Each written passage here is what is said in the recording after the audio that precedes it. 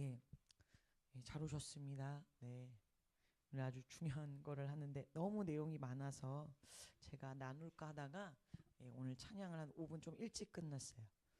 빨리 퀴즈를 볼게요. 답이 벌써 나와버렸네요. 예, 지난주에 나팔 심판 했는데 뭐 어렵진 않아요. 심판에 대한 내용들이 디테일한 것 뿐이죠. 어, 나팔 심판이죠. 8장 9장에 나타난 설명이 아닌 것은 네, 2번입니다. 사람의 3분의 1이 여섯 번째 심판에서 죽지요. 마지막 나팔이 울리기 직전에 죽어요. 그럼 다섯 번째는 죽이기 전에 한 번 더 경고를 하는 거예요. 그렇죠? 고통받게 하시죠. 그래서 이번에 바로 9장에 나타나는 다섯 번째 나팔 심판에 등장한 황충은 무슨 일을 하는가?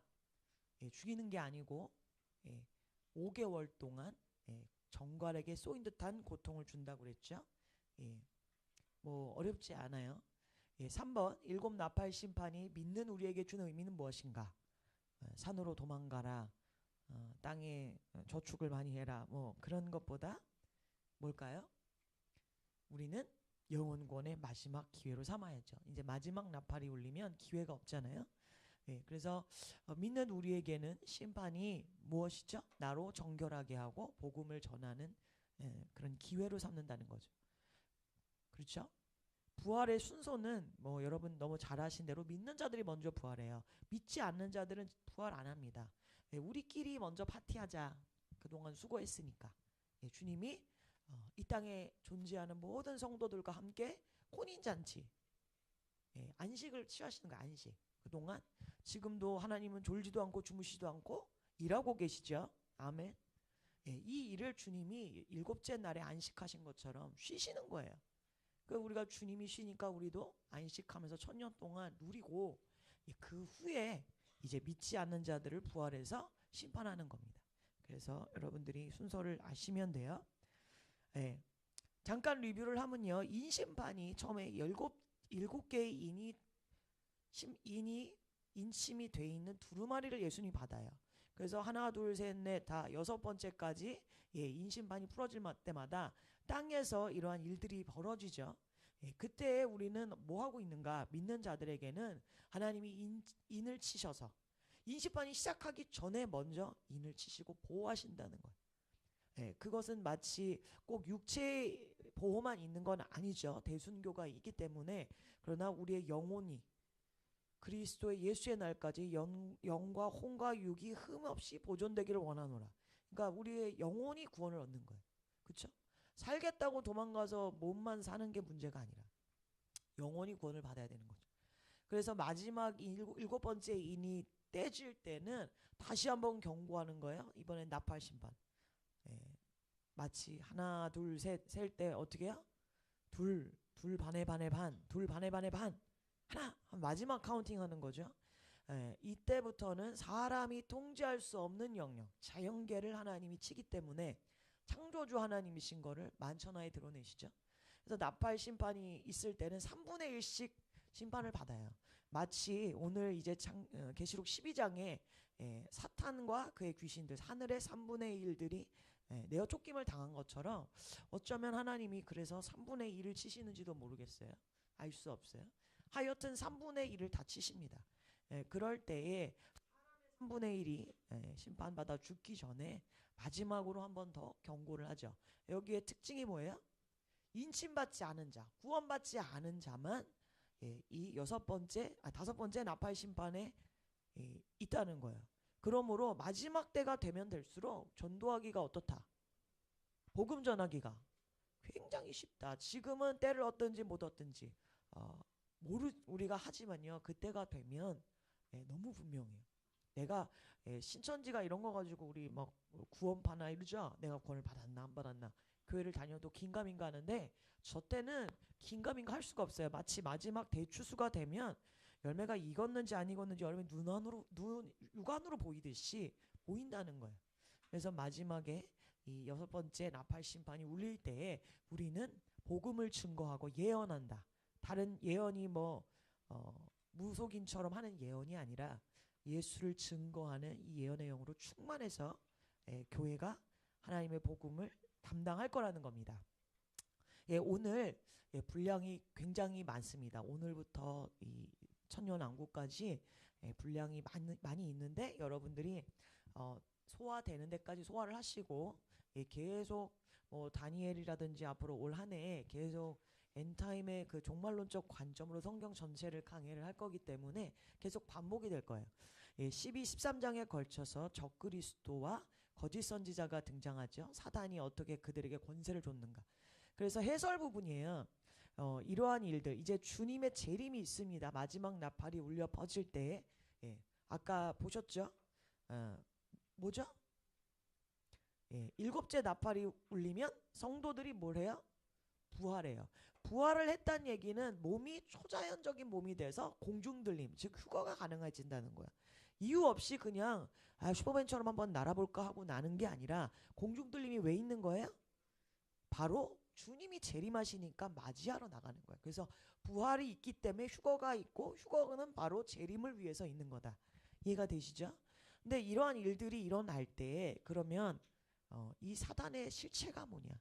땅에서 도대체 땅에서 지금 이 마지막 심판이 올 동안 땅을 이렇게 미혹한 이 원수마귀 사탄의 실체가 실질적으로 땅에서 어떻게 되는지 이제 해설을 하는 겁니다. 그래서 17, 18장의 음료 바벨론까지 두 파트로 나눠서 사단이 자기의 때가 얼마 남지 않은 것을 보고 크게 분내어 이를 갈고 있죠. 지금도 창세기 3장에서 뱀의 후손이 사단이 그때부터 누구를 주목하고 있어요? 하나님의 의인 여자의 후손이 내 머리를 밟는다고 그랬기 때문에 그때부터 하나님이 관심 갖는 사람을 사단도 주목합니다. 그래서 처음 낳은 첫 아들 아벨과 가인 중에 마귀가 누구를 주목했겠어요? 아벨을 주목한 거예요. 그래서 가인이 아벨을 죽이게 만들죠. 그때부터 인류 가운데 하나님이 의인이라고 주목하기 시작하면 계속 뱀의 후손은 그 사탄은 할 수만 있다면 그게 이제 오늘 나와요. 그런데 사단의 전략이에요. 오늘 제목은 사단의 전략이 있습니다. 하나님도 전략이 있어요. 그게 15장 16장에 걸쳐서 14장 15장에 걸쳐서 14만 4천들이 시온상에 예수님께 찬양하면서 있죠. 하나님의 전략은 누굴까요? 우리죠. 우리 옆에 사람 전략적으로 생기셨나요? 우리가 전략이에요. 그렇죠? 어이없죠? 이렇게 연약하고 미약하고 그런데 예수님이 뭐라고 그래요? 양을 이리떼 가운데 보낸같이 내가 너희를 보낸다. 우리가 하나님의 전략이래요. 그냥 보내요? 성령을 보내셔서 성령과 함께 우리를 저 늑대 이리떼 가운데 보냅니다. 사단의 전략이에요. 오늘과 다음 주에 있을 두 파트를 여러분들이 전체적인 큰 리뷰를 하자면 성부 성자 성령 하나님이 계셔요. 구원도 성부 성자 성령 하나님이 구원을 이루셨죠. 창조도 성부 성자 성령님이 함께 동역해서 이뤘어요. 마지막 심판도 성부 성자 성령이 이루십니다. 하나님이 보이지 않는 영이신 그분이 자기의 모습을 어떻게 해요? 성육신에서 독생자 아들을 이 땅에 보내세요. 그래서 예수님을 보면 보이지 않는 하나님을 보고 독생하시는 하나님의 품속에서 내가 나왔다. 예수님을 보면 하나님을 볼 수 있다고 그랬어요. 그 예수님이 우리를 위하여 구원하셨고 구원 사역을 마치신 후에 올라가셔서 또 이번엔 누굴 보내요? 성령님을 보내요. 성령님이 보내서 누구를 증거해요? 예수님을 증거. 예수님은 하나님을 증거하고 성령님은 예수님을 증거하고 성령님이 이 땅에서 신실하게 증인으로서 우리에게 내가 너희에게 가르친 것들 내가 말한 것을 다 기억나고 생각나게 하시고 가르치셔서 성령님이 또한 예수님이 하셨던 모든 것을 우리에게 가르치시죠. 성령의 인침 받은 자들이 구원받은 자예요. 성령이 아니시고는 예수님을 주라고도 시인 못하고 말씀을 깨닫지도 못해요.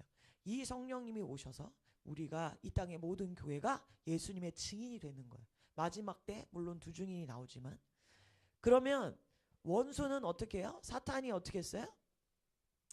사탄이 하나님의 자리에 가려고 그랬어요.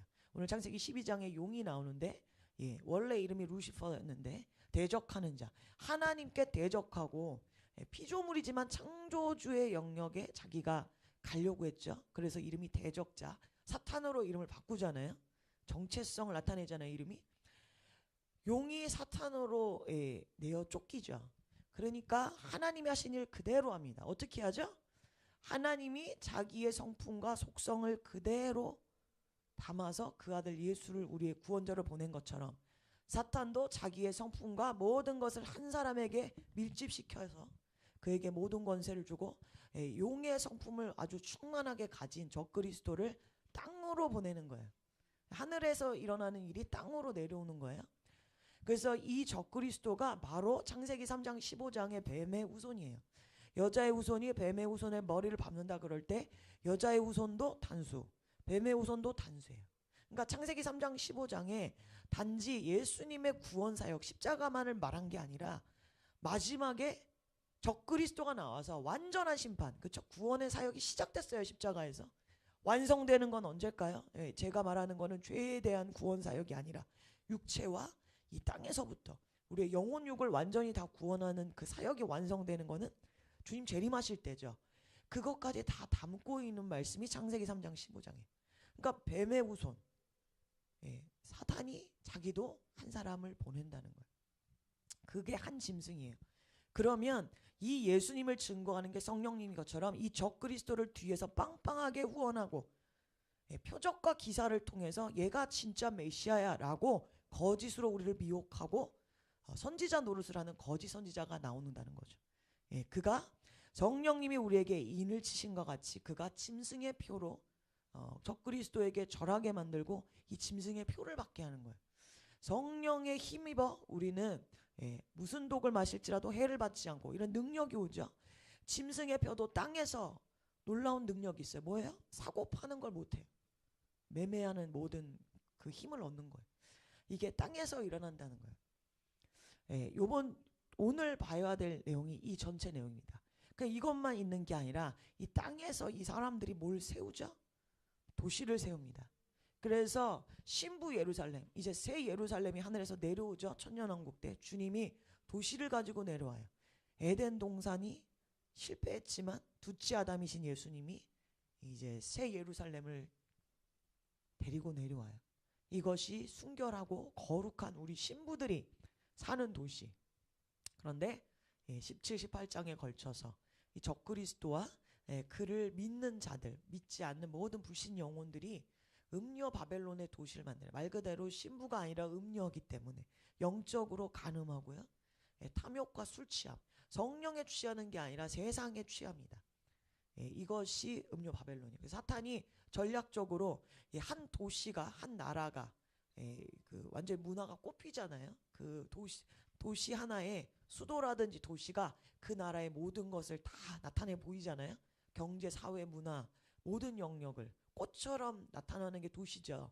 그래서 이 적그리스도가 사단의 힘을 빌어서 이 땅에 사단이 자기에게 경배하기 위해서 도시를 건설하고 그 도시가 일종의 정말 사탄의 도시가 되는 거예요.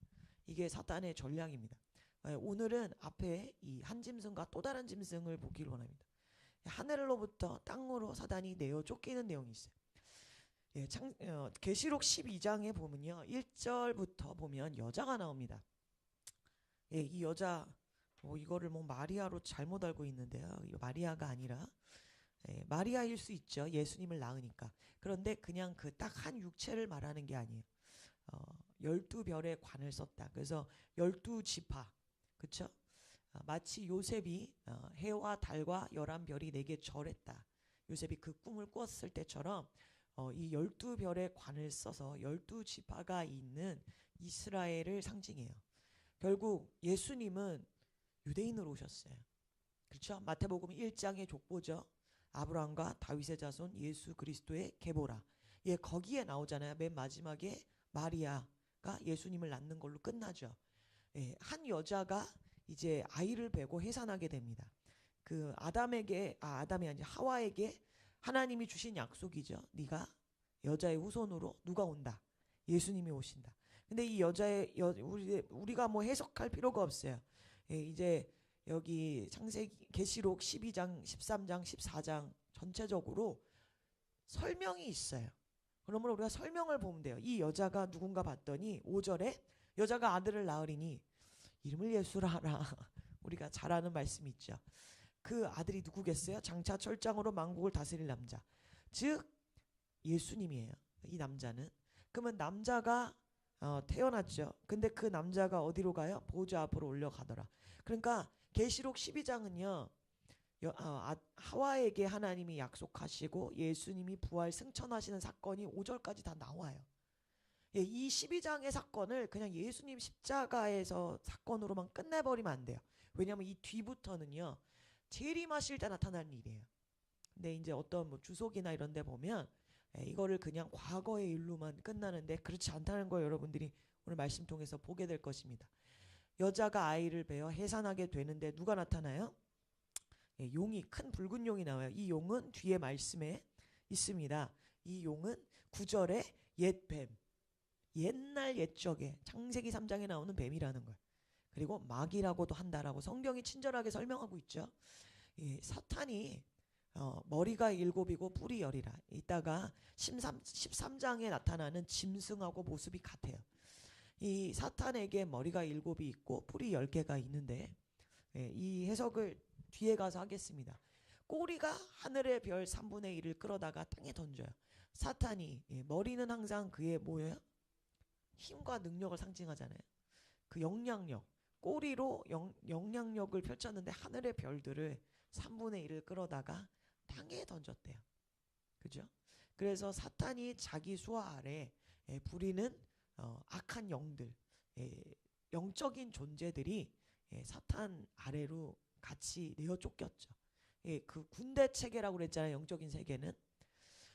그래서 3분의 1이 그러니까 지금 영적인 세계 가운데 3분의 1이 지금 사탄과 그의 귀신들이죠.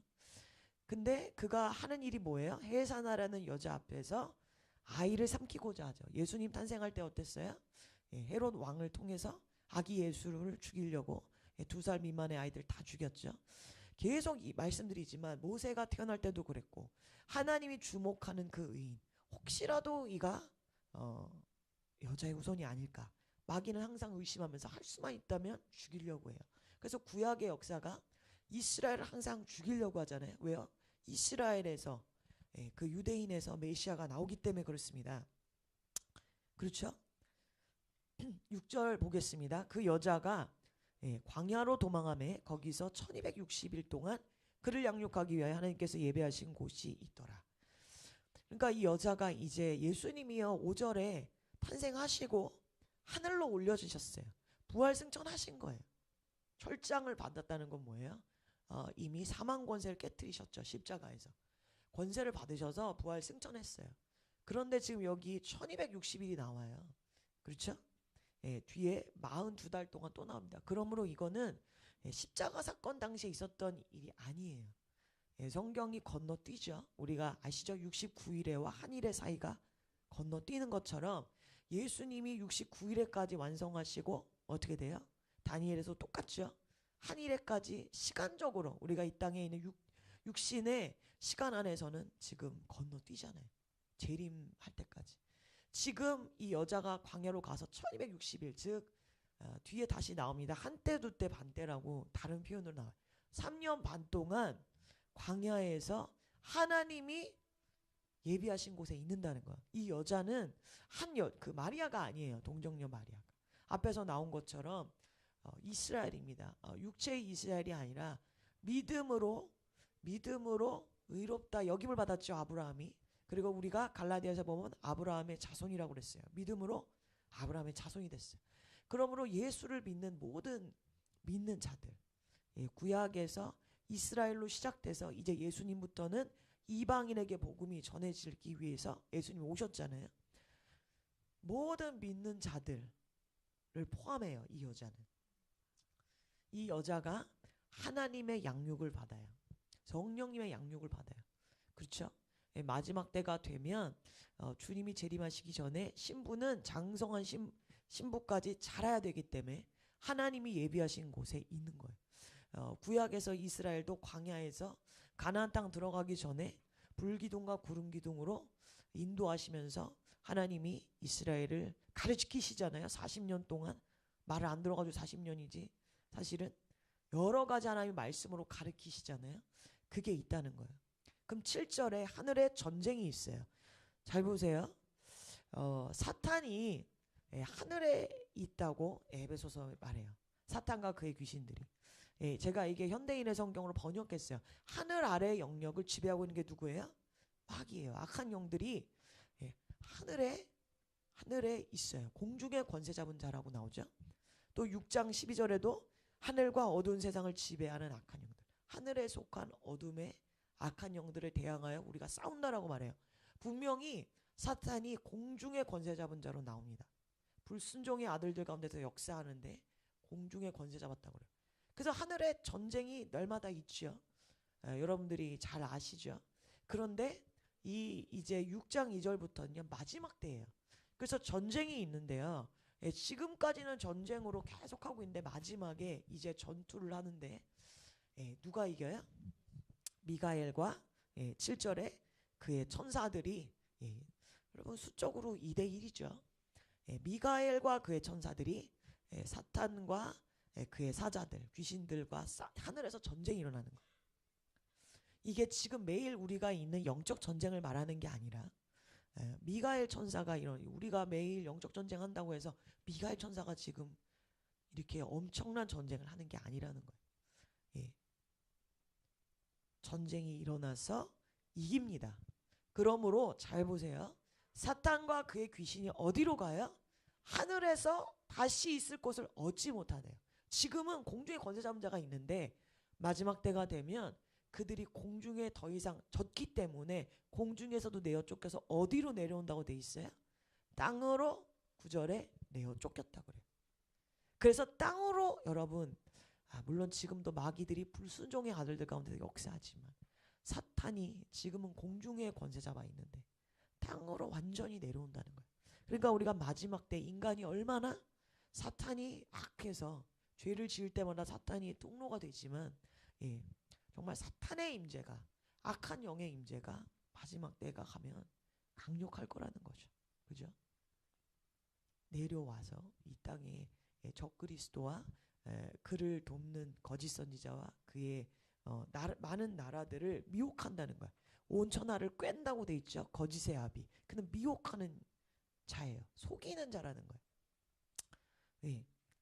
그래서 이 일이 결코 예수님 십자가 사건 때만을 말하는 게 아니라 12장 전체는 다니엘 12장 1절에서 4절에도 말합니다. 그때 마지막 때를 말해요. 다니엘 12장은 그때 내 민족 이스라엘이에요. 지금 다니엘은 이미 바벨론 포로 귀환이 시간이 다 지났어요. 그러고 이 마지막 때 70일을 보는데 그때 마지막 때에 이스라엘 민족을 호위하는 큰 군주 미가엘이 일어나서 개국 이래 전에도 없었고 전무후무한 전쟁이 있을 거라는 거예요. 미가엘 천사니까 영적 전쟁을 하죠. 바로 이 계시록 12장에 있는 한 번의 전쟁, 영적 전쟁을 말해요. 여러분, 미가엘 천사는 우리가 기도한다고 움직이는 천사가 아니에요. 바사 제국을 맡고 있는 지역과 국가를 잡고 있는 그 서열들이 영적 세계도 있는 것처럼 가장 큰 군대 장관이죠. 군사력을 가진 영적 세계에서 그 미가엘 천사가 누구를 버디가드 한다고요? 이스라엘. 여러분 그러므로 이스라엘과 영적으로 믿는 이스라엘 할례를 받았다고 육체의 할례를 받았다고 이스라엘이 아니라고 그랬죠. 무할례자일지라도 마음으로 할례를 받으면 우리는 이스라엘에 접붙임 바 된 거죠. 그 이스라엘을 호위하는 큰 군주 미갈이 있다는 거예요. 그래서 이제 그 2절, 3절, 4절에 걸쳐서 땅의 티끌 가운데 자는 자 중에 많은 사람이 일어난다. 부활을 이야기하죠.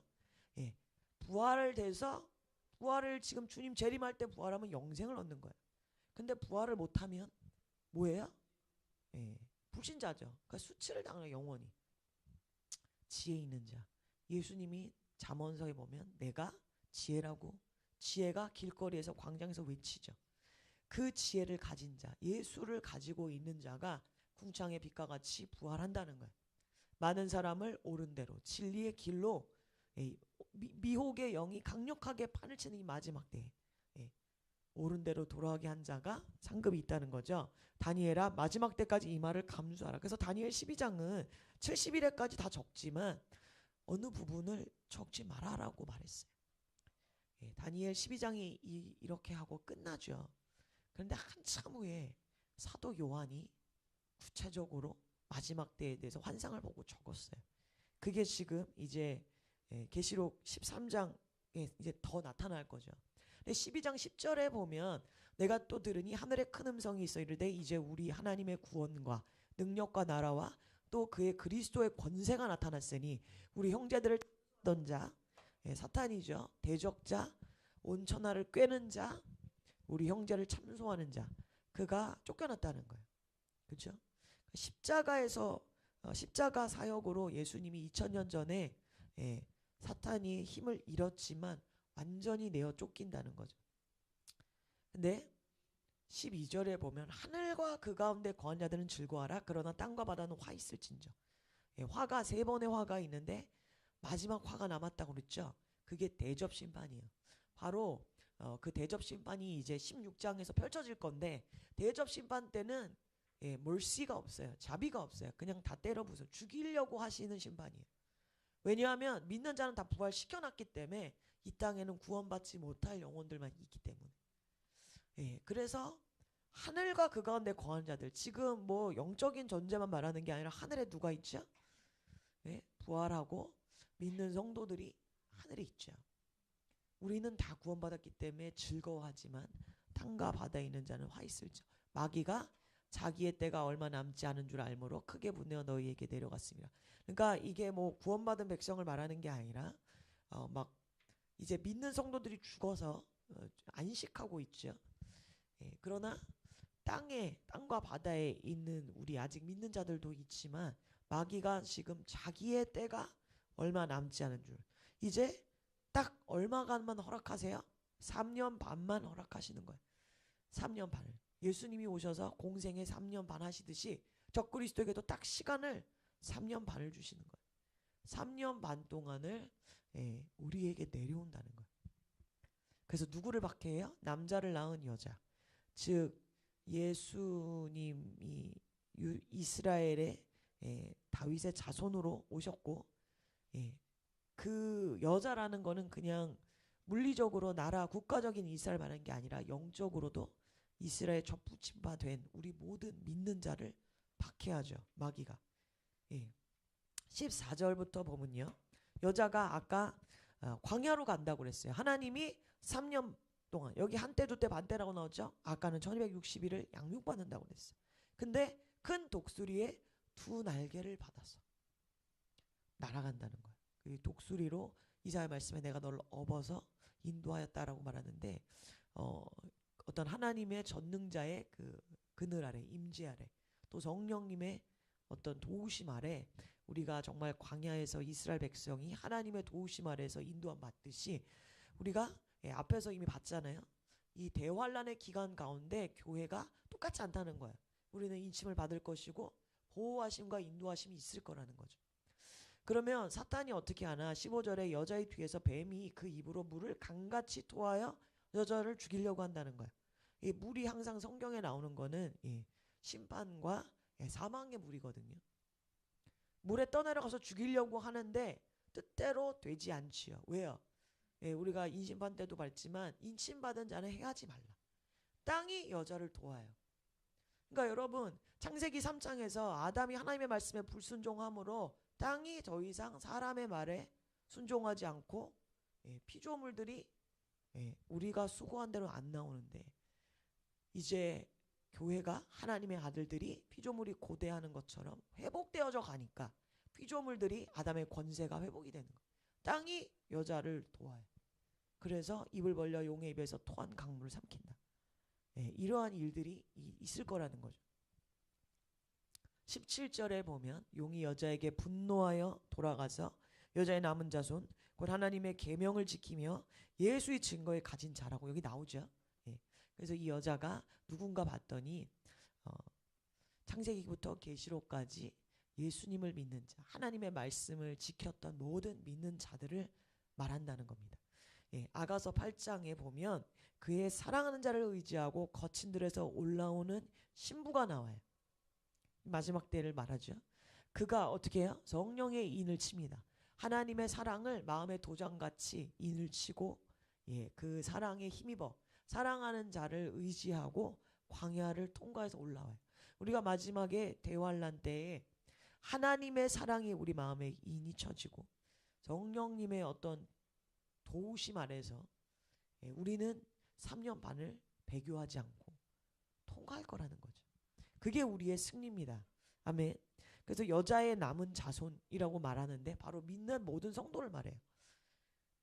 그들이 마지막에 할 일이 뭐냐? 3년 반 동안 하나님이 이들을 말씀으로 양육한다는 거야. 그러니까 우리는 이 땅에서요. 이제 곧 3년 반 후면 뭐예요?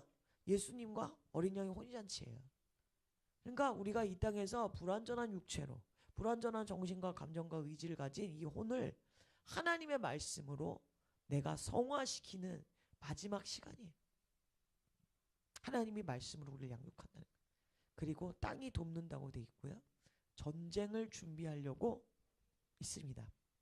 17절에 보면 더불어 싸우려고 바다 모래 위에 있다 라고 말합니다. 이제 13장에 가면 한 짐승과 또 다른 짐승이 나오는데 지금 사탄이 하늘에 있는 영적인 세계에 있었던 사탄이 어떻게 그가 하늘에서부터 내어 쫓기고 그러니까 사탄의 어떤 히스토리를 보여주는 거야. 그가 하는 일이 뭔지. 그가 예수님 십자가 사건 때 한번 남자를 죽이려고 했지만 못하고 이제 마지막 때가 되면 완전히 내려와서 믿는 자를 이제 할 수만 있다면 우리를 죽이려고 한다는 거죠. 이게 사탄에 대한 이야기예요. 그러면 이 사탄이 이제 어떻게 하냐? 사탄의 전략이죠. 한 짐승이 13절에 나옵니다. 13장 1절에 내가 보니 바다에 한 짐승이 나오는데 뿔이 10이요 머리가 7이라. 아까 용이 어땠어요? 똑같아요. 그러니까 우리가 아버지를 보고 싶으면 나를 보면 아버지를 알 수 있다. 예수님이 그런 것처럼 사탄의 속성, 사탄이 어떻게 일하는가 이런 모든 것이 짐승이 똑같다는 거예요. 그 머리들에는 신성모독하는 이름들이 있다. 그렇죠? 그래서 우리 예수님의 이름, 예수라는 이름에 구원이 있는 것처럼 이들의 머리에는 누구를 모독해? 하나님을 모독하는 이름이 있다는 거예요. 그러니까 하나님을 항상 대적하는 자의 그 속성인 거예요. 여러분 한 짐승이라고 나와요. 참 계시록 전체에 걸쳐서 적그리스도라는 단어가 안 나오고 계속 한 짐승이라고 말해요. 그러니까 다니엘에 보면요 이 말씀이 동일하게 나오거든요. 다니엘이 느부갓네살 왕이 다니엘서 2장에 보면 꿈을 꾸죠. 신상을 봐요.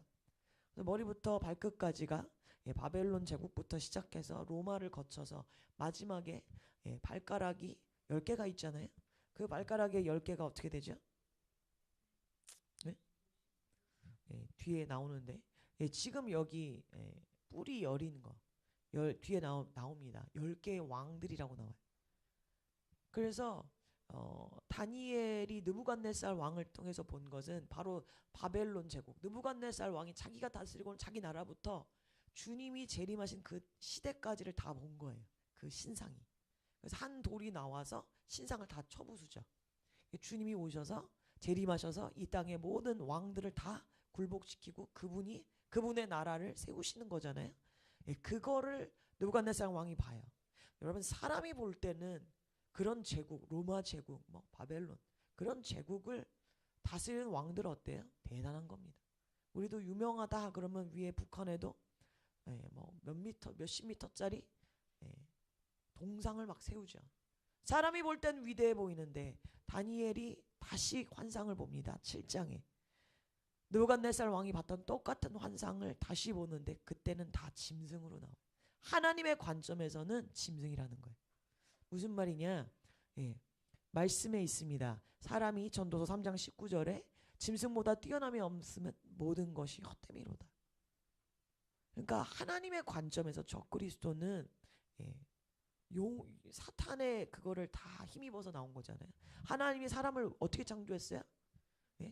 하나님을 찬송하도록 창조했는데 하나님이 아니라 마귀를 경배하고 마귀가 시키는 종이 될 때 하나님은 그거는 사람의 창조 목적이 빗나간 거예요. 짐승이라 이거예요. 그렇죠? 그래서 하나님이 창세기 6장에도 사람 지은 것을 한탄한다 그러고 노아의 홍수가 있는 것처럼 지금 이 적그리스도도 짐승이라고 계속 이야기하는 거예요. 예. 근데 보시면 머리가 7개고 뿔이 10개다. 다 엄청난 완전한 충만한 수의 권세와 힘을 사탄이 이 적그리스도에게 준다는 거예요. 그러니까 우리가 느부갓네살 왕이나 이러한 오늘날의 현대 그 성경에 나오지 않는 오늘날 현대판에 있었던 악한 왕들이나 지도자들을 다 보면 사람의 힘이 아니잖아요. 엄청나게 무시무시한 정말 마귀의 힘을 빌어서 예수님이 말하죠. 바알세불의 힘을 빌어서 그렇게 한다고 그러잖아요. 그러므로 이들에게 실제적인 권세가 있어요. 권세가. 하나님 힘을 주신다는 거예요. 근데 그들이 자기의 능력과 보좌와 큰 권세를 누구에게 줘요?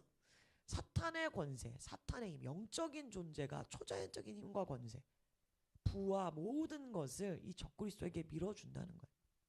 근데 보시면은 머리 중에 하나가 상하여 죽게 된 것 같다가 그 죽게 되었다가 상처가 나왔다고 나와요.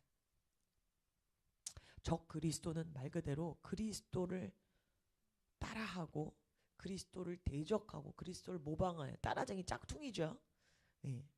예수님은 죽임당한 어린 양이라고 나와요. 죽으셨다가 부활하신 분으로 나와요. 여기는 죽지 않아요. 여러분 부활이 있을 수가 없어요. 적그리스도에게. 왜요? 의인이 아니기 때문에 그렇죠. 죄인은 죽어야 되기 때문에 죽었다가 부활하실 수 있는 분은 오직 의인 예수님밖에 없어요. 그러니까 죽지 않은 거예요. 죽을 뻔하다가 살아나는 거예요. 어떤 치명적인 상처 가운데 뭐 어떤 일이 일어날지 이벤트가 일어날지 몰라요. 그런데 그를 경배하는 자들이 죽을 뻔하다가 살아난 걸 보고 그를 경배한다는 거예요. 비슷하죠. 그래서 용이 짐승에게 권세를 주므로 누가 이 짐승과 같으랴 누가 등이 이와 더불어 싸우리요. 그러니까 우리가 인심판 때부터 보면 계속 이기고 나가서 이기잖아요. 어떤 전쟁 가운데서 적그리스도의 나라가 계속 확장이 됩니다. 이 짐승의 특징 중에 하나가 바로 입입니다. 신성모독의 이름이 있고요. 신성모독을 말하는 입을 받았다. 다니엘서도 나와요. 입이 강조돼 있어요. 여러분 우리 예수님을 말씀이 육신이 되어 오셨다고 그러죠. 그렇죠? 예수님이 말씀 그분이신 분이 성육신하여 육신을 가지고 오신 것처럼 적그리스도도 입, 즉 말하는 권세, 이 말에 엄청난 파워를 가지고 있다는 거예요. 여러분이 아시다시피 그 2차 대전을 일으킨 히틀러, 그가 1차 대전 때 독일이 패전하고 어땠어요?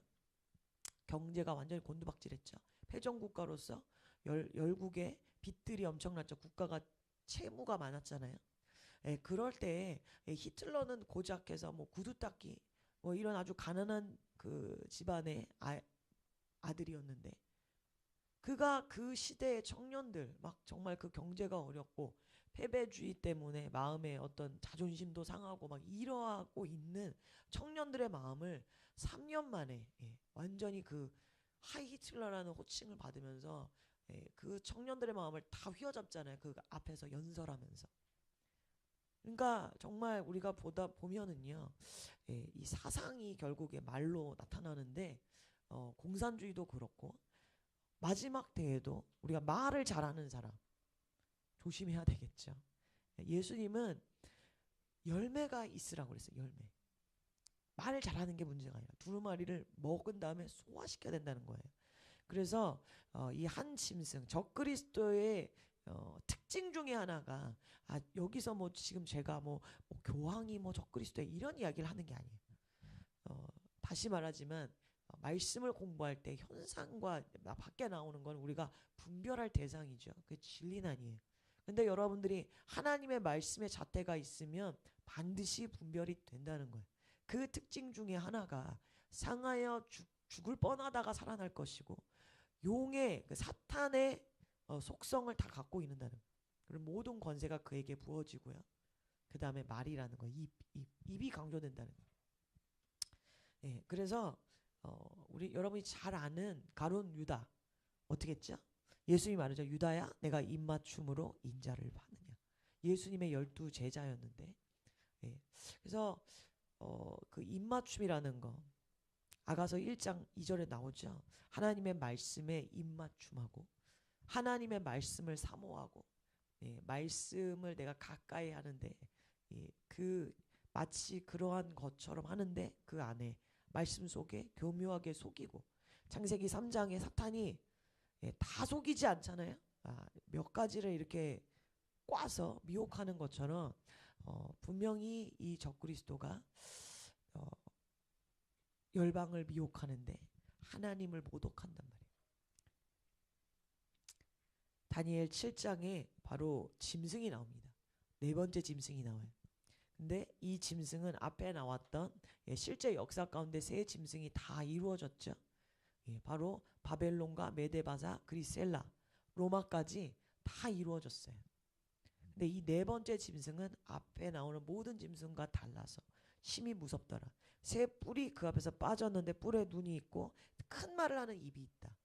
그리고 동류들보다 크다. 그래서 내가 본즉 이 뿔이 누구랑 싸워요? 성도들과 더불어 싸워 그들에게 이긴대요. 그러니까 뿔이 항상 힘과 파워, 능력을 말하죠. 사탄이 이 뿔에게 모든 권세를 준단 말이에요. 이겨요. 그들에게 이겨요. 그런데 때가 이르면 옛적부터 항상 계시니가 와서 지극히 높으신 이의 성도들을 위하여 원한을 풀어주시고 성도들이 나라를 얻어요. 그러니까 주님이 다시 재림하셔서 우리의 원한을 풀어주시고 그분의 나라를 이 땅에 이루시는 거죠. 다니엘 12장 7절에 반드시 한때 두때 반때를 지나서 이 때가 뭐냐? 한때 두때 반때 3년 반때를 말하는 거예요. 마지막 때에 이 시간이 지나고 나면 모든 일이 다 끝난대요. 그런데 성도의 권세가 어떻게 된대요? 다 깨진대요. 그러니까 권세가 성도에게 있는 게 아니라 누구에게 하나님 허락하신다는 거예요. 마치 욥에게 사단을 통해서 욥에게 가져 있는 모든 것들을 하나님이 멸할 수 있도록 허락하신 것 같이 그의 생명 건드리지 않는 것처럼 우리의 영혼의 구원은 하나님이 붙잡지만 우리의 모든 것을 내어준다는 거죠. 그러니까 정말 그 로마 시대 뭐 이런 우리 역사 가운데 있었던 모든 박해가 마지막 때도 당연히 일어나죠. 그러나 이것은 역사 가운데 일어났던 이런 것들은 부분적이고 국부적이고 지역적이었다면 마지막 때는 전 세계가 다 들어가죠. 그리고 전무후무한 거죠. 그래서 여러분들 하나님이 이 말씀 가장 맨 마지막에 일어날 말씀을 곳곳에서 창세기부터 계시록까지 다 숨겨놨는데 교회가 이것을 알고 준비하지 않는다 그러면 우리는 이길 수가 없어요.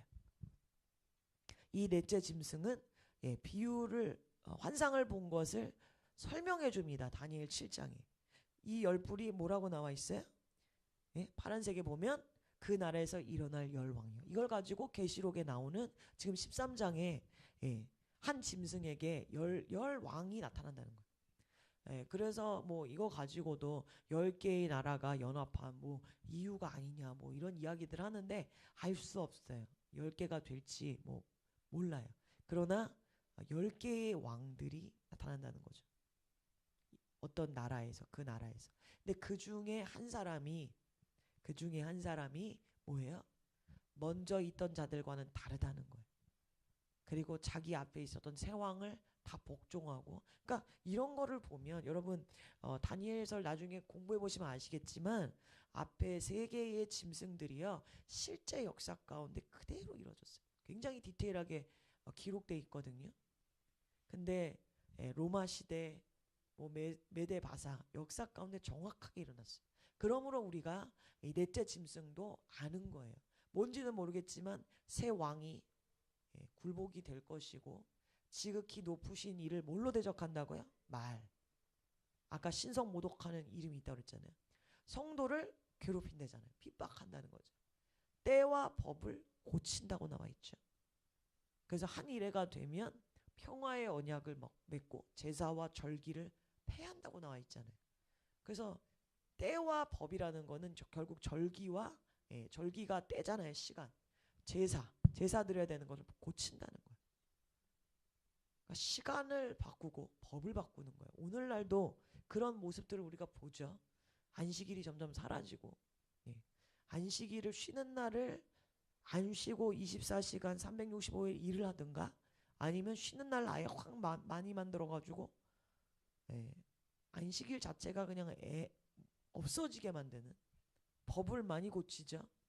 악한 사탄의 그 법들로 막 계속 고치고 있죠. 이 일들이 마지막에 그게 달한다는 거예요. 성도들이 그의 손에 붙임바 된다. 그러니까 허락하신다는 거예요. 한때 두때 반때를 지내리라. 이 적그리스도, 예, 마지막으로 성도들과 싸워 이기는데, 예, 그냥 어느 정도가 아니라 여기 보시면 각 족속과 백성과 방언과 나라를 다스리는 권세를 준대요. 이거 많이 보던 말씀이죠. 모든 족속과 백성과 방언과 나라가 계시록 7장에 보면 예수님 앞에 나와서 어린 양을 경배하고 하나님을 찬양하는데, 예, 사탄이 모든 나라를 다스리는 권세를 얻는다는 거예요. 그러므로 지금까지 가장 넓은 지역을 다스렸던 지도자가 누구예요? 뭐 알렉산더. 예, 그러나 전 세계가 다 들어가진 않았어요. 그래서 아마도 엄청난 영향력을 가지고 전 세계를 하나로 다스릴 수 있는 힘을 얻는 어떤 지도자가 나오지 않을까. 연합하는 가운데 그렇게 우리가 생각을 한다는 거죠. 창세 이후로 생명책에 기록되지 못하고, 예, 구원받지 못한 이 땅에 사는 모든 자들이 누구에게 경배한다? 짐승에게. 그럼 여러분, 이 말씀이 무서운 게 아니라 나는 생명책에 기록돼 있어야 안 돼 있어요? 확실해요? 그럼 나는 어떤다는 거예요? 짐승에게 경배 안 한다는 거예요. 하나님이 감당할 시험 밖에는 우리에게 허락하지 않으시죠. 그러니까 여러분이 말씀 볼 때 항상 희망을 보셔야 돼요. 희망. 이게 계시록을 보면은 이게요 무섭다 그럴 게 아니라 하나님은 우리를 뭐 하기 위해서 오셨다 그랬어요? 구원하시려고 오셨다 그랬어요. 네. 그러니까 생명책에 기록되지 않은 자들이 짐승에 경배한다는 거예요. 여기 말하죠. 9절 10절에 귀 있는 자는 들어라. 네, 7 교회에게 7번 말해요. 2장 3장에 걸쳐서. 여기 또 말씀하십니다. 귀 있는 자는 들어라. 뭘 들으라는 거예요? 사로잡힐 자 사로잡혀 갈 거야. 순교할 자 죽을 거야. 그런데 너희들이 인내와 믿음으로 돌파라는 거예요. 누가복음 18장에 보면 불의한 재판장에게 밤낮 원한을 풀어달라고 두드리는 과부의 비유를 하면서 마지막에 예수님 뭐래요? 인자가 올 때 믿음을 보겠느냐. 마지막 때를 얘기한 거예요. 불의한 과부가 아니죠. 불의한 재판장에게도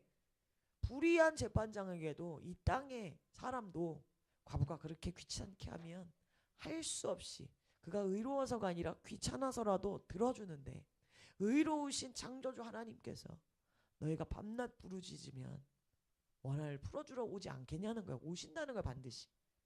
근데 너희가 인내함으로 밤낮 끝까지 기도 응답이 올 때까지, 주님의 재림하실 때까지 기도 멈추지 않을 수 있겠냐는 거예요. 여러분은 너무 쉽게 지금 이 정도에도 기도하다가 안 돼요 그러고 안 하시죠. 우리가 나중에 인내와 믿음이 있어야 된다는 거예요. 그래서 하나님이 우리를 마지막 때 우리를 양육하시는 거예요. 우리를 훈련시키시는 거예요. 지금도 훈련이고. 아멘. 예수님이 요한복음 10장 18절에 말씀하십니다. 그분이 생명을 버렸어요? 네. 난 빼앗긴 게 아니야. 너희들이 나를 죽이는 것 같지만 너희들이 나를 죽이는 게 아니라 내가 스스로 버렸다. 저는 이 말씀 너무 좋아요. 너무 멋있지 않아요? 네? 옛날에 어떤 커플이 네가 차기 전에 내가 먼저 너를 찬다 이러는데 우리 예수님 뭐라 하시는 거예요? 네가 사탄아, 네가 나를 죽이는 것 같냐?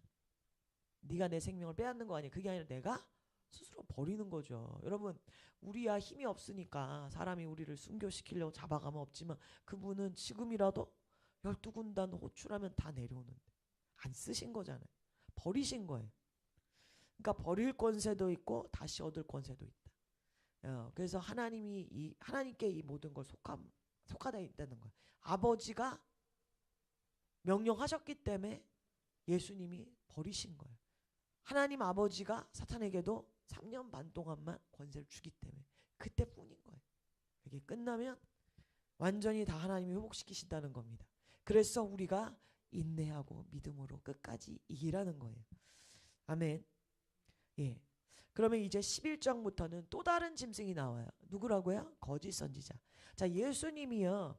자기를 증언할 보혜사, 돕는 자로 누구를 보내요? 네, 성령님을 보내요. 아담의 돕는 배필로 하와를 만드신 것처럼 둘째 아담으로 예수님이 돕는 배필인 우리 교회를 위하여 교회와 성령이 함께 연합하여야지 예수님의 돕는 배필이 되는 거예요. 아멘. 예수님의 신부가 되는 거예요. 성령이 없으면 우린 신부가 안 됩니다. 예수님을 돕는 자가 못 돼요. 예수님 대적한 자가 되지. 그렇죠? 그러니까 성령을 힘입어서 말하고 성령이 공급하신 힘으로 무슨 일을 하든지 하라 그러잖아요. 그러니까 성령님을 보내듯이 이제 이 적그리스도에게도 돕는 자가 사탄이 하나를 더 주는데 또 다른 짐승이라고 나와요. 그가 어린 양같이 두 뿔 있고 용처럼 말을 한다. 역시나 거짓 선지자도 사탄과 같은 모습이에요. 하나님의 말을 하죠. 성령님은 하나님의 영이시죠. 마찬가지죠. 사탄의 영으로 거짓 선지자가 말을 한다는 거예요. 그리고 그가 무슨 일을 하냐. 처음 짐승. 아까 죽게 되었다가 상처가 나은 자. 이게 별명이라고 그랬죠. 죽인 당하면 어린 양이 아니라 죽을 뻔하다가 상처가 나은 자. 이거를 지금 짐승의 별명처럼 성경에 기록하고 있어요. 처음 짐승. 아까 나왔던 그 한 짐승 적그리스도에게 경배하게 한다는 거예요. 어떻게? 13절에 보니까 큰 이적을 베푼대요. 그래서 여러분 우리가 표적과 기사를 행한다고 해서 그게 성령이 다 아니라는 거예요.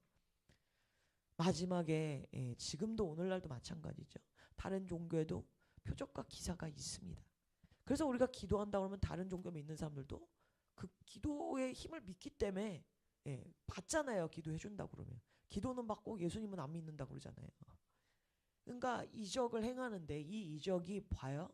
하늘에서부터 불이 떨어지게 해요.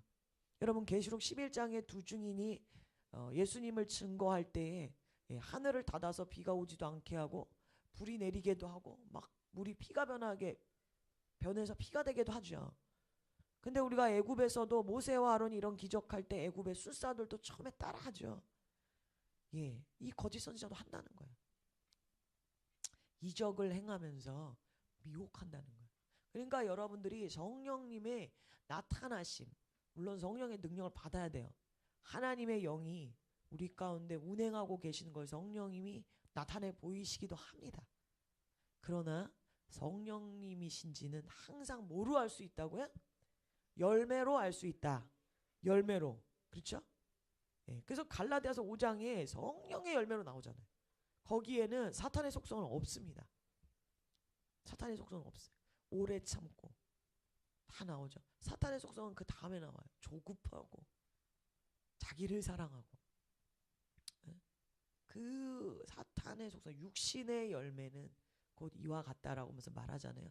그 열매가 이 거짓 선지자가 표적과 이사를 행해도 나타날 거라는 거예요. 그래서 오늘날도 교회에서 많은 것들을 하는데 그 능력을 행하거나 사역을 하시는 분들의 열매가 그분 안에 정말 성령의 그 열매가 있는지를 봐야 된다는 거예요. 그렇지 않다 그러면은 우리가 양심일 수도 있고 위험하다는 거죠. 성령님의 일하심이 아닐 수 있다는 거예요. 마지막 때가 되면 모든 게 다 극한으로 가죠. 중간 회색이 점점 없어져요. 흰색 아니면 검은색.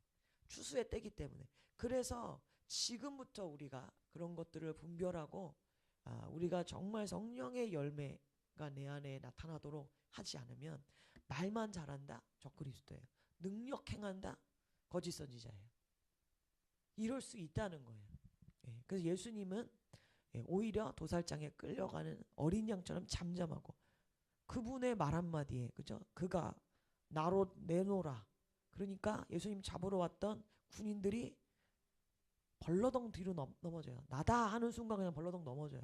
그만큼 말에 능력이 있으신 그분이 말 안 하시잖아요. 내게 주어진 모든 능력을 하나님께 순종하는 대로만 쓰신다는 거예요. 나를 죽이고 십자가에 못 박는 데서 쓰시지 그 힘을 십자가 밖으로 튀어나오는 데 쓰지 않는다는 거예요. 다른 데다가 여러분들이 막 혈기 부리고 막 온갖 에너지를 다 쓰고 있다. 내가 원하는 대로 사는데 온 힘을 다한다. 그게 아니라는 거죠. 뒤에 또 나오지만 우리가 처음 짐승에게 경배하게 하는 이 거짓 선지자. 그래서요 마지막에 미혹하는 게 뭐냐? 우상입니다. 그렇죠? 우상을 만들라.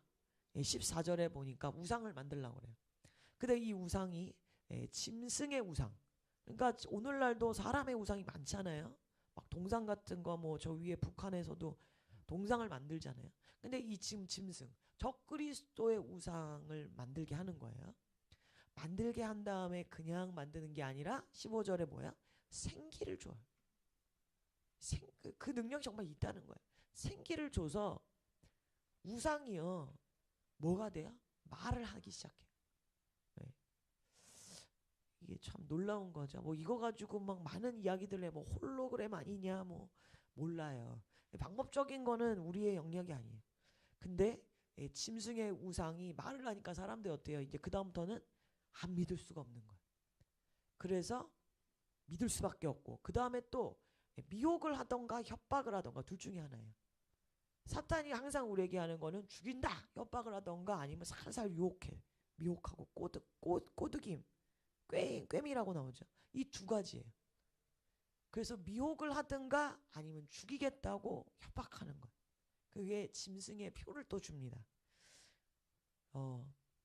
출애굽기 32장 3절에서 4절에 보면 아론이 제사장인데 무슨 일을 해요? 모세가 내려오지 않으니까 항상 모세와 엘리야는 구약에서 예수님을 그림자처럼 나타내죠.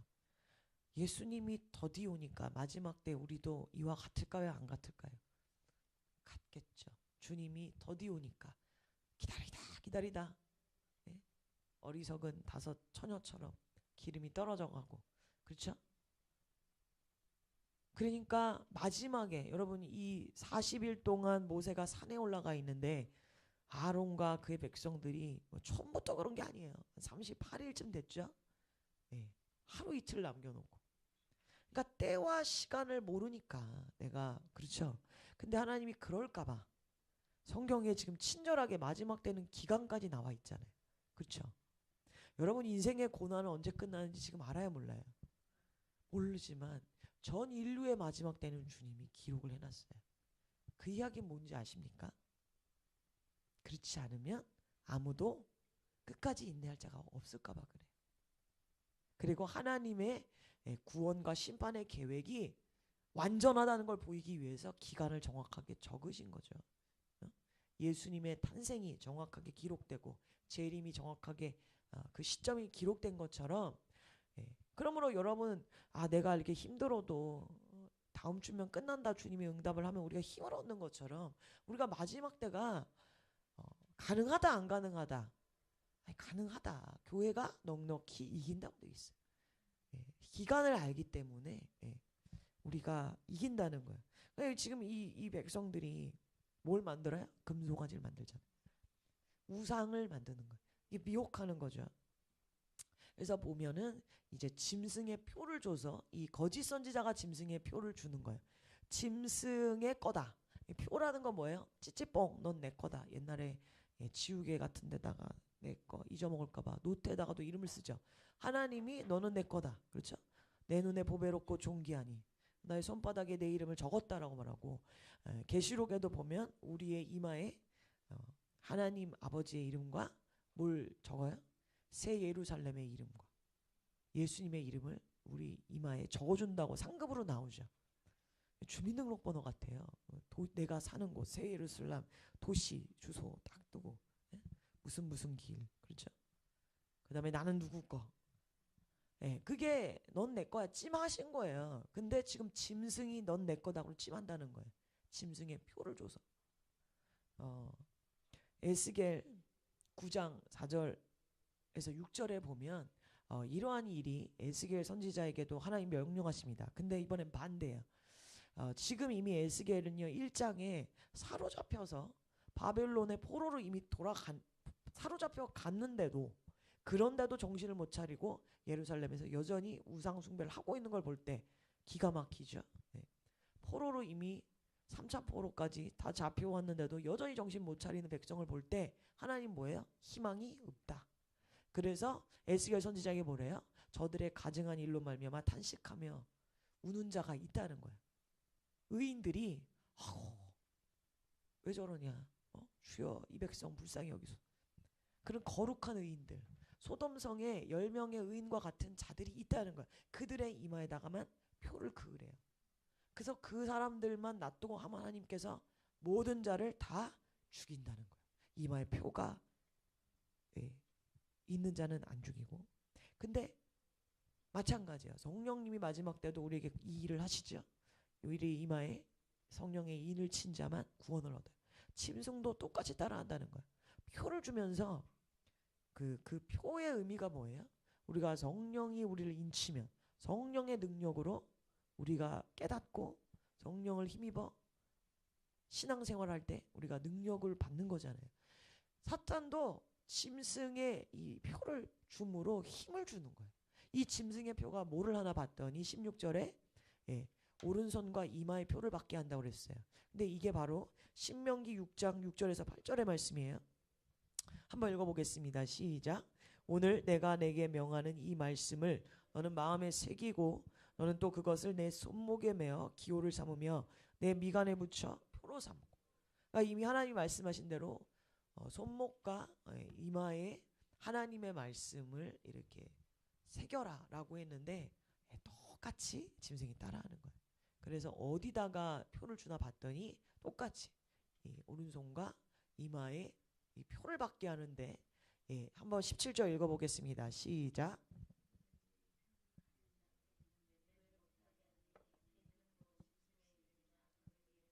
18절도 읽겠습니다.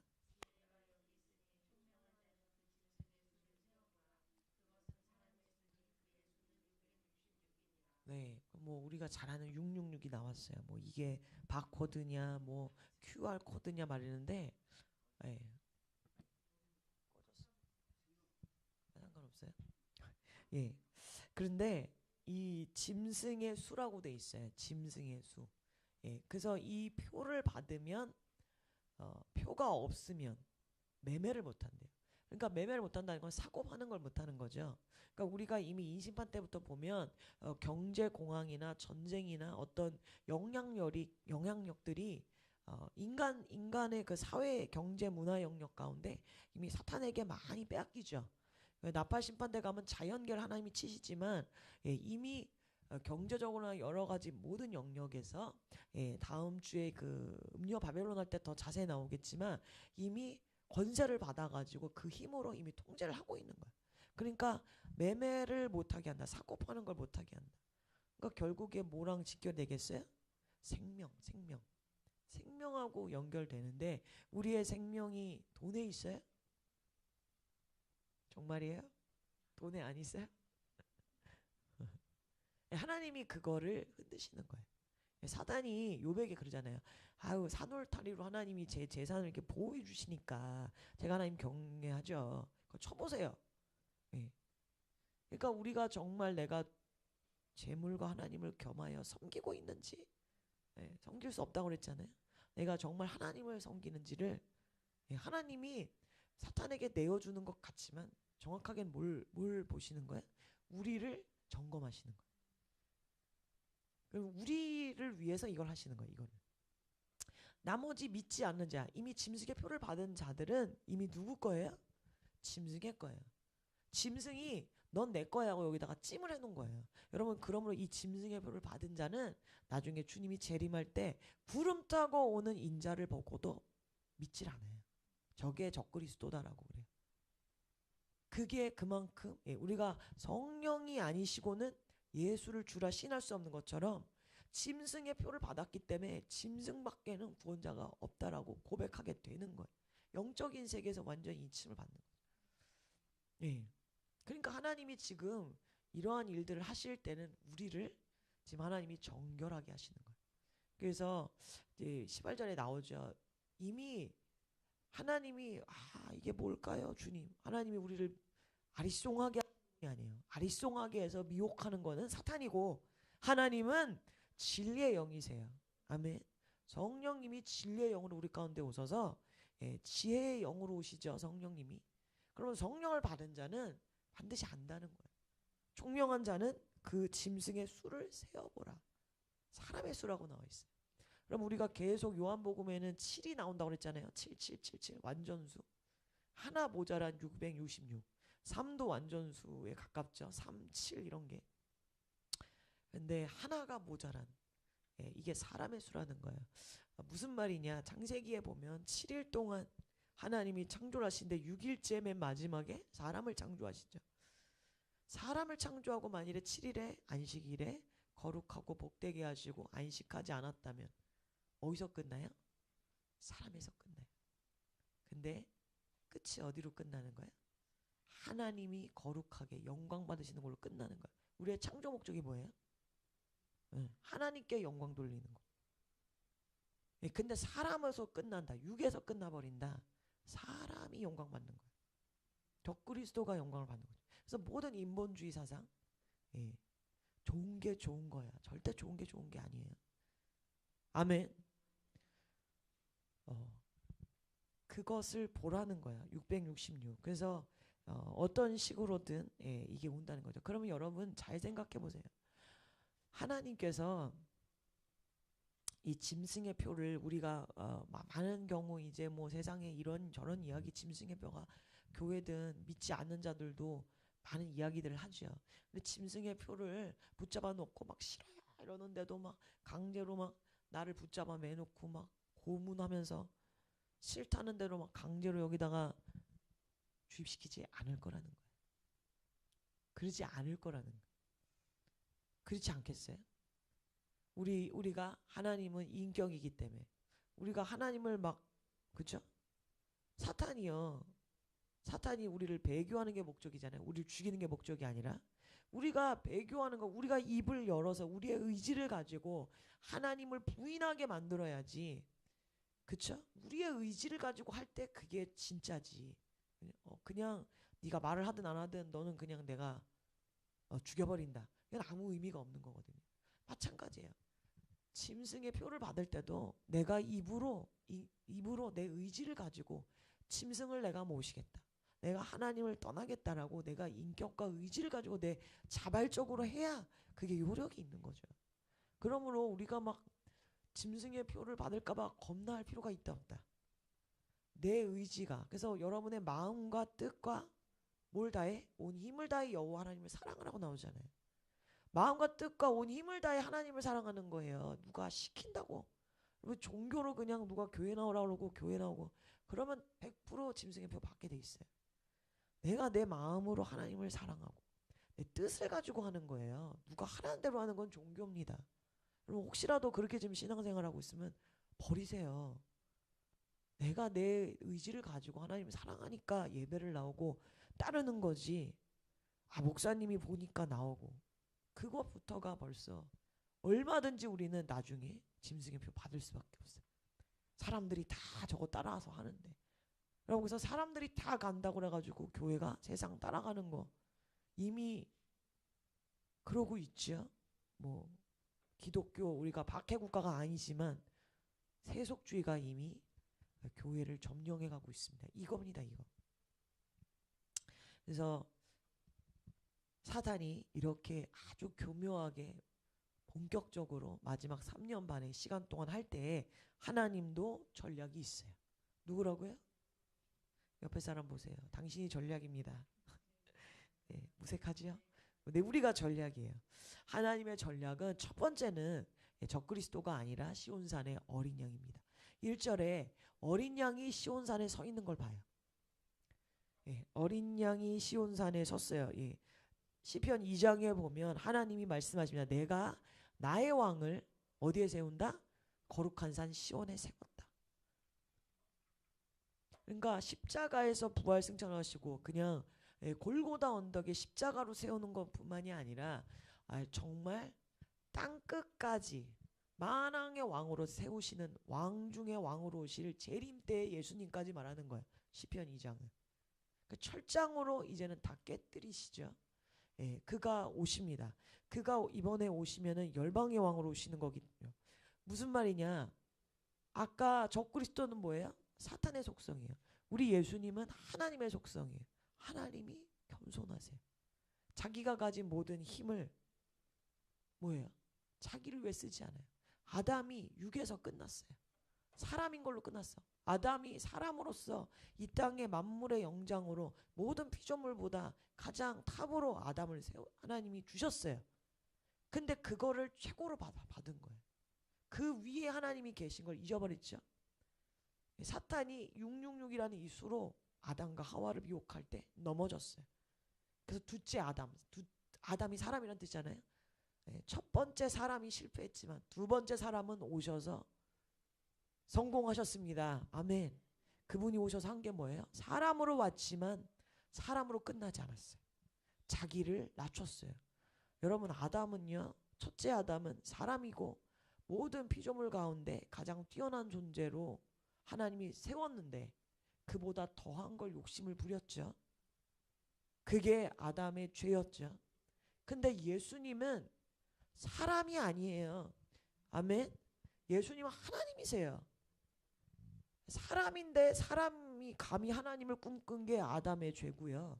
예수님은 하나님인데도 사람으로 내려오셨고 사람으로서 완전히 단 한 번도 하나님의 자리를 넘보지 않고 죽기까지 복종하고 순종하셨다는 거예요.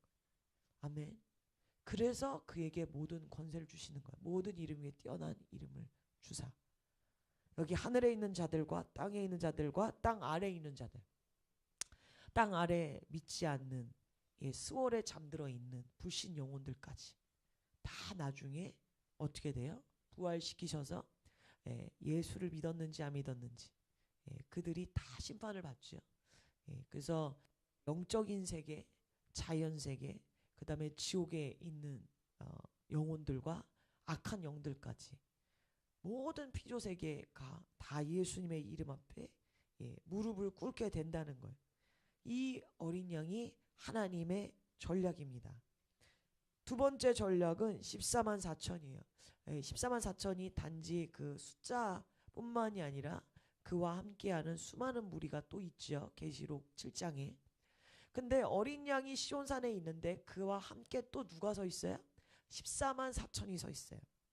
그들의 이마에 어린 양의 이름과 그 아버지의 이름 쓴 것이다. 그러니까 짐승의 표가 아니라 예수님의 이름, 넌 내 거야. 하나님의 이름이 있는 거야. 저들은 신성 모독하는 이름이 짐승 적그리스도의 이마에 있고 짐승의 표를 자기에게 경배한 자들에게 나눠주죠. 이 말을 전에 금요철야 때 한번 나눴죠. 이 전두엽에 모든 감각을 통해서 우리의 생각이 집결되는 곳이 여기인데 오늘날 뭐 우리가 스마트폰이나 이런 걸 계속 사용하고 그러면 이 전두엽이 다 영향을 받아서 오늘날 나타나는 ADHD라든지 여러 가지 뭐 자폐라든지 이런 것들이 정신질환이나 이런 게 다 나오는 게 그거잖아요. 생각이 통제를 받고 내 마음대로 안 되는 거죠.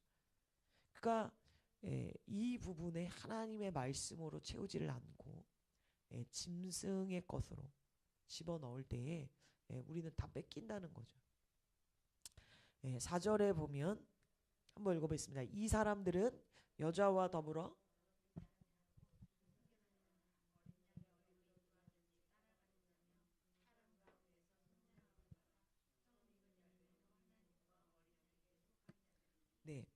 이 사람들이 여자와 더불어 더럽히지 아니하고 순결한 자라. 무슨 말이냐? 구약의 제사장들이 자기 아내 외에 정혼한 처녀 아내 외에 다른 여인들에게 더럽히지 않고 그 순수한 거룩한 혈통을 지킨 것처럼 우리가 영적으로도 그렇죠. 왕 같은 제사장이죠.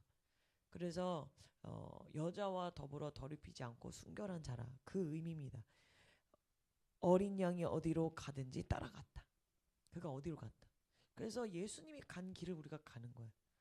자기 십자가를 지고 나를 따르라고 그랬잖아요. 예수님이 어디로 가셨어요? 나를 따르라. 어디로 가셨어요? 왜 몰라요? 이 사순절 기간에 어디로 가셨어요? 십자가로 가셨잖아요. 십자가로. 그러면 어린 양이 어디로 가든지 따라간다는 얘기가 뭐야? 십자가로 우리가 따라갔다는 거예요. 십자가를 통과해야 그 뒤에 영광이 있잖아요. 그러니까 고난의 자리에 십자가의 자리에 따라갔다는 거예요. 그래서 속량함을 받았죠. 모든 죄와 저주에서 우리가 구원함을 십자가를 통해서 받았습니다. 처음 익은 열매로 하나님과 어린 양에게 속한 자다. 예수님이 부활의 첫 열매가 됐어요. 이게 다 이루어졌기 때문에 예수님이 부활하셨어요. 그분이 처음 첫 열매예요. 부활의 첫 열매. 예수님 때문에 그 뒤를 따라간 우리도 똑같이 이제 뭐 가을이 되면 우리도 다 그 똑같은 열매들로 나타날 거라는 거예요. 부활의 모습으로. 아멘. 예. 시편 24장 3절에서 4절의 말씀도 예. 여호와의 산에 오를 자가 누구냐? 이 여호와의 산, 즉 이 시온산이에요. 예, 뒤에 이제 아마겟돈 전쟁할 때도 나오겠지만 여호와의 산이 뭐 상징이나 비유가 아니라 물론 그럴 수 있지만 구약에서부터 항상 하나님의 산이라는 별칭은 성전이 있는 예루살렘을 말해요. 모리아 산에서 시작이 됐죠. 그다가 솔로몬이 이 모리아 산을 성전을 짓는 것으로 그 계시가 열리죠. 아버지 다윗 왕을 통해서. 그러니까 여호와의 산은 항상 어디를 말한다? 성전을 뜻한다. 근데 그 성전이 주님이 재림하러 오실 때, 물론 우리가 다 성전이지만 주님이 재림하러 오실 때 다시 오셔서 그분의 성전으로 다시 통치하시는 곳도 또 예루살렘이 될 거라는 거예요. 그 거룩한 곳, 성전이 있는 곳에 서서 들어갈 자가 누구냐는 거예요. 계시록 11장에 성전 마당 밖은 측량을 안 해요. 성전 안에 들어올 믿는 자들만 하나님이 관심이 있다고 그랬죠. 여기 시편 기자도 말하는 거예요. 거룩한 곳에 들어와서 서 있을 자가 누구냐는 거예요. 감히. 그 거룩한 곳에 설 자라는 건 뭐예요? 거룩한 곳에 들어오면 죄인은 그 자리에서 죽지요. 그래서 나답과 아비후가 다른 불을 들이다가 그 자리에서 그냥 죽어버리고. 그러니까 거룩한 곳에 선다는 거는 뭐 하나님을 믿지 않거나 멸망에 가증한 것이, 다니엘서에 보면 멸망에 가증한 것이 감히 설 수 없는데 성전에 서요. 잠시 동안 서게 하신다는 거. 그러니까 그러나 황폐한 것이 작정되어 있다고 되어 있잖아요. 우리는 거룩한 곳에 영원토록 씁니다. 뭐 때문에? 예수님의 피에 의지해서. 그래서 그런 자가 누굴 거냐는 거예요. 손이 깨끗하고 마음이 청결하고 뜻을 허탄한 데 두지 않는다. 이게 다 하나님의 말씀을 그 미관과 손목에 삼은 자들이죠. 무리들이라는 거예요. 우리의 무기는 어린 양의 피와 말씀입니다. 아멘. 이걸로 이기는 거예요. 여러분들이 지금도 이걸 연습하셔야 되고 마지막 때에도 마찬가지입니다. 어린 양의 피가 우리로 서게 해요. 그리고 하나님의 말씀이 어떻게 그 미혹하고 전 세계가 미혹이 될 때 여러분들이 뭐 지금도 유튜브나 여러 가지 건강 상식이나 이런 걸 하면 제가 가끔가다 그래요. 야, 검색도 안 해보고 그냥 유튜브가 말하면 레시피 그냥 따라하고. 그쵸? 여러분 그러죠? 막 이렇게 하면 뭐에 좋습니다. 그러면 찾아보지도 않아. 그냥 그거 덜커덕 믿어버리죠. 제가 그거 보면서 와, 미혹하기 정말 쉬워졌구나. 점점. 누가 그걸 뒷조사를 다 합니까? 그렇죠? 근데 교회에서 말씀 전하면 그렇게 안 믿죠. 하나님 말씀은 진리인데 되게 안 믿어요. 그리고 유튜브가 말하는 거는 그냥 덜커덕 믿어버려. 그냥 이렇게 하면 쉬운 방법 하면은 바로 믿어버려요. 우리가 이게 연습이 돼야 돼요. 하나님의 말씀을 믿는 이 훈련이 되지 않으면 다 마지막에 가서 미혹된다는 겁니다. 세상이 말할 때 내 안에 필터가 없어요. 필터링이. 그 뉴스든 미디어든 분별하면서 봐야 되는데 분별할 기준이 없으니까 그냥 덜컥 믿는 거죠. 근데 제가 보니까요, 저희 친척 중에 의사이신 분이 있거든요. 그분은 의사기 때문에 의학 지식이 있어서 그걸 딱 보면 저희처럼 덜컥 믿지 않아요. 무슨 말인지 아시겠죠? 여러분 안에 진리가 있잖아요. 다 믿지 않게 될 거예요.